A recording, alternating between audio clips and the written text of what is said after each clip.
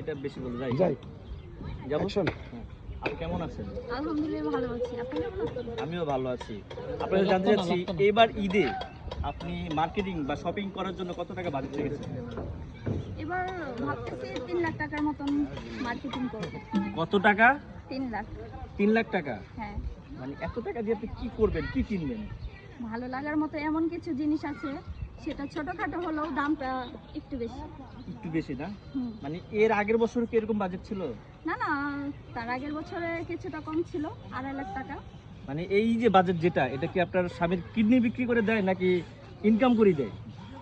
বিশেষ করে হাজবেন্ড এখনো হয় নাই, আচ্ছা আচ্ছা, তাহলে কেমনে ইনকাম তাহলে তো করে? বাজেটটা কমই থাকতো, কারণ হাজবেন্ড তো সবসময় কিপটামি করে। হ্যাঁ, তাহলে আপনার এই বাজেটটা দেয় কেডা, এই ব্যক্তিরা কেডা?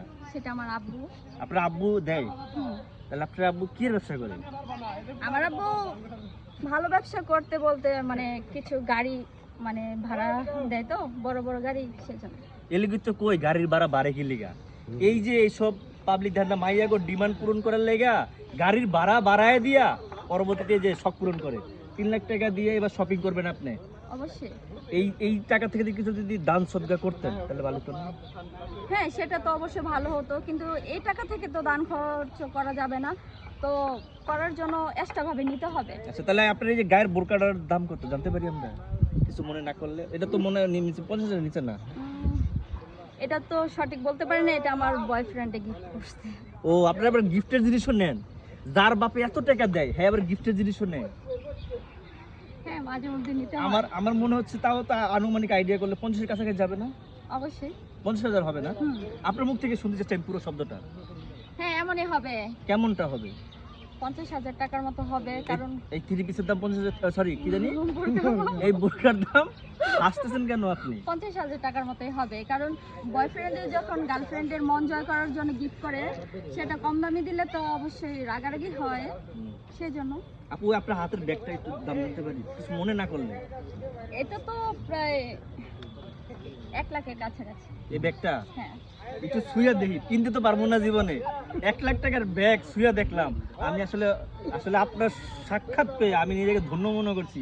আপনি এত মানে স্পেসিফিক কি কয় না কয় আমি বুঝি না, আমার থতো মতো খাই যেতেছি গা। তাহলে এখন বিষয় হচ্ছে এরকমই করেন। হ্যাঁ, আর আপনার সঙ্গে কথা বলতে পেরে আমারও খুব ভালো লাগছে, দর্শকের মাঝে তুলে ধরতে পারলাম এই কথাগুলো। আপনার জীবন মান। হ্যাঁ হ্যাঁ, মানে এরপরে তো আপনার বডিগার্ড হলে চলতে হবে। এই যে সবাই জানি না গেল আপনি 3 লাখ টাকা বাজেট পান, তাহলে আপনার নিশ্চয়ই প্রতিদিন খরচের মাত্রাটা অনেক বেশি না? হ্যাঁ, অবশ্যই হবেই তো, কারণ যেহেতু চলাফেরা করলে আমি মানে ইচ্ছা রাখতে পারি না। বডিগার্ড নেন? না না, এখন পর্যন্ত নেই। কত টাকা বেতন দিবেন যদি একজন বডিগার্ড নিতে চান? ওনার কত টাকায় হবে সেটা আগে আমাকে জানতে হবে। আপনি চাইলে আমাকেও বডিগার্ড হিসেবে নিতে পারেন, আমি না করবো না। হ্যাঁ, তাহলে আপনি কত টাকার মধ্যে আমার বডিগার্ড হতে পারেন? যার 3 লাখ টাকা ঈদের শপিং এর বাজেট হয় তার কাছে তো 1 লাখ টাকা চাইতেই পারি আমরা মাসে। তাহলে কালকে থেকে জয়েন করুন। শিওর? হ্যাঁ। তাহলে তো আমার চাকরি কনফার্ম হয়ে গেছে। কন্টেন্ট ক্রিয়েশন বাদ, এই যত পেজ আছে সব বাদ, এখন আমি 1 লাখ টাকা মাসে স্যালারিতে চাকরি করব। তাহলে আমি কালকে থেকে জয়েন করবো না? কোথায় আসবো? অবশ্যই। কোথায় আসবো? শাপলা মেনশনে চলে আসবেন। সাপ্লাইমেন্ট শুধু তো শপিং করতে যায়, হ্যাঁ জামুকে ওই বাড়ির ঠিকানা দিবেন না? বাড়ির ঠিকানা ওই জায়গায় আমার গাড়ি থাকবে, ওখানে আপনাকে গাড়িটা নতুন গাড়ি কিনে তো আপনাকে দিতে হবে বুঝিয়ে, তাই না? ও, আমাকে গাড়িও কিনে দিবেন? মানে ওই গাড়িতে আমি থাকবো।